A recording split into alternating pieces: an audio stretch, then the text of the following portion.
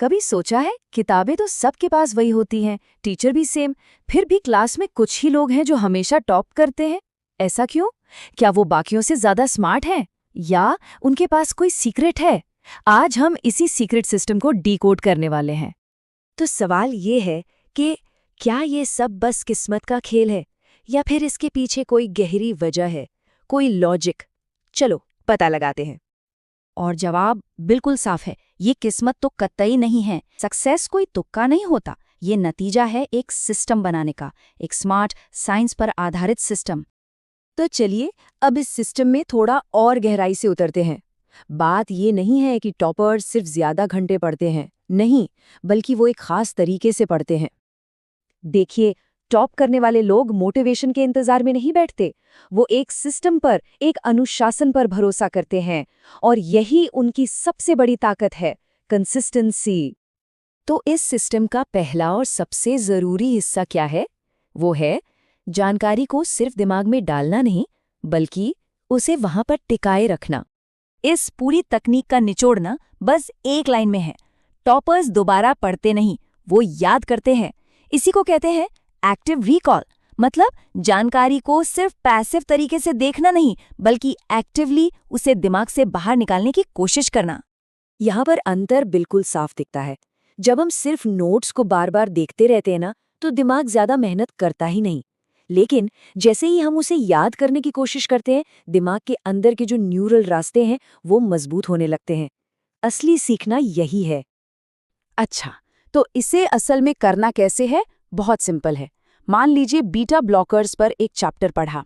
अब किताब बंद कर दो और एक कागज पर वो सब लिखो जो भी याद आ रहा है। फिर किताब खोलो और चेक करो कि क्या क्या छूट गया। ये छोटा सा तरीका याददाश्त को कई गुना बढ़ा सकता है। लेकिन यहाँ एक प्रॉब्लम है, सिर्फ एक बार याद कर लेना काफी नहीं होता, क्योंकि हमारा दिमाग ना भूलने के लिए ही बना है। और यहीं पर एक बहुत जरूरी कॉन्सेप्ट आता है, द फॉरगेटिंग कर्व। ये आंकड़े देखकर शायद होश उड़ जाएं। हम जो कुछ भी पढ़ते हैं ना, उसका 70% हिस्सा सिर्फ 24 घंटे के अंदर भूल जाते हैं, और अगर रिवीजन नहीं किया तो एक हफ्ते बाद तो बस 10% ही याद रहता है। तो इस भूलने की बीमारी का इलाज क्या है? जवाब है स्पेस्ड रेपिटेशन। मतलब जानकारी को सही गैप देकर दोहराना। जैसे पहले दिन सीखा, फिर तीसरे दिन रिवाइज किया, फिर 7वें दिन और फिर 14वें दिन। इससे जानकारी शॉर्ट टर्म से लॉन्ग टर्म मेमोरी में चली जाती है। चलिए अब अगली टेक्निक पर चलते हैं। ये सिर्फ रटने या याद करने से एक कदम आगे की बात है। ये है गहरी समझ बनाने के बारे में।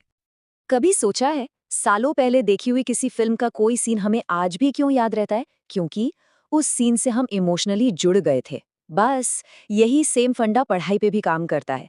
हमें अपनी पढ़ाई में इमोशनल एंकर्स बनाने पड़ेंगे। और ये करना बहुत आसान है। कोई बोरिंग फैक्ट है, उसे कहानी बना दो। कोई मुश्किल कॉन्सेप्ट है, उसका कार्टून बना लो या किसी मजेदार मीम से जोड़ दो। इससे दिमाग उस जानकारी को झट से पकड़ लेता है। इस सिस्टम की चौथी टेक्निक है डीप वर्क।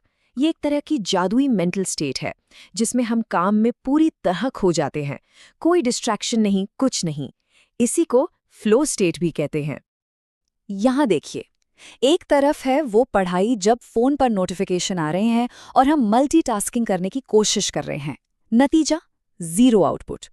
और दूसरी तरफ है डीप वर्क, जहां बिना किसी डिस्टर्बेंस के कम टाइम में कहीं ज्यादा और बेहतर काम हो जाता है। और पता है सबसे अच्छी बात क्या है?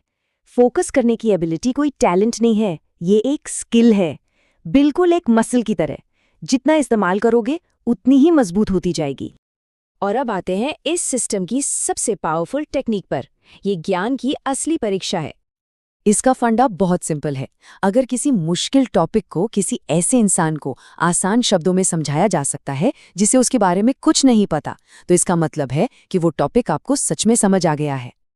इसे करने के भी कई तरीके हैं। किसी दोस्त को पकड़कर उसे पढ़ा दो। कोई दोस्त नहीं है, कोई बात नहीं, अपना फोन निकालो और खुद को समझाते हुए एक वॉइस नोट रिकॉर्ड कर लो। इससे ये पता चल जाएगा कि समझ में कहाँ-कहाँ गैप्स हैं। तो ये है टॉपर्स का पूरा सिस्टम। एक बार फिर से देखते हैं। Active recall, spaced repetition, emotional anchors, deep work और सिखाकर महारत हासिल करना। याद रखिए, ये अलग-अलग ट्रिक्स नहीं है, ये एक दूसरे से जुड़ा हुआ एक पावरफुल सिस्टम है। तो ये सिर्फ जानकारी नहीं है, ये एक पूरा का पूरा टूल किट है। अब सवाल ये है कि अगले स्टडी सेशन में इसमें से पहला टूल कौन सा इस्तेमाल होने वाला है।